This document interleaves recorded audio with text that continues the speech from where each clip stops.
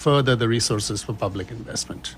The United Nations has doubled down on its mandate following the withdrawal of the United States of America from a number of UN organizations. KTN's Noakip Kemboy reports on how the UN is standing its grounds amidst massive financial pressure.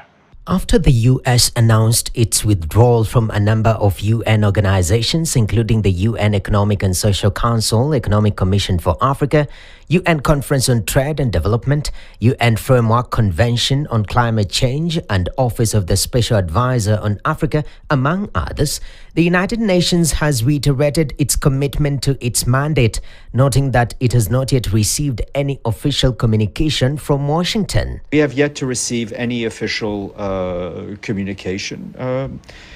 When we will receive it, we'll look at it. But as I say, we're continuing on with our work. The withdrawal statement from the White House indicated cutting of funds from the organizations, noting that for United Nations entities, withdrawal means ceasing participation in or funding to those entities to the extent permitted by law. Contributions to the budget, the regular budget, and the peacekeeping budget are treaty obligations.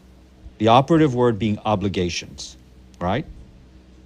It's in the charter, right? So member states who've who've joined this club have to pay the dues. With the U.S. being a significant contributor to the UN budget, the move to withdraw from many UN organizations is set to impact on the UN finances, though the Global Intergovernmental Organization maintains it is still resilient in spite of many members falling behind on their obligatory payments. The U.S. didn't pay in last year.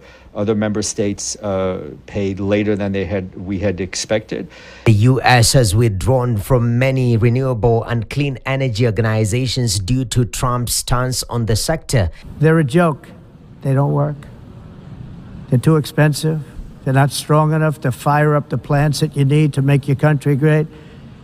The wind doesn't blow. Those big windmills are so pathetic and so bad. UN Secretary General Antonio Guterres reiterated UN's commitment to clean energy transition. Last year, 90% of new power capacity came from renewables.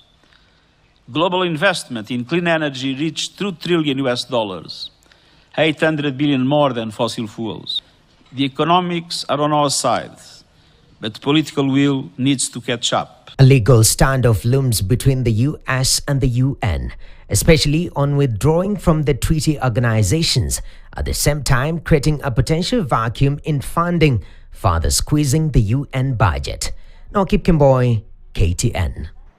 Rice farmers at Karaba section, part of the Mwea irrigation scheme, are set to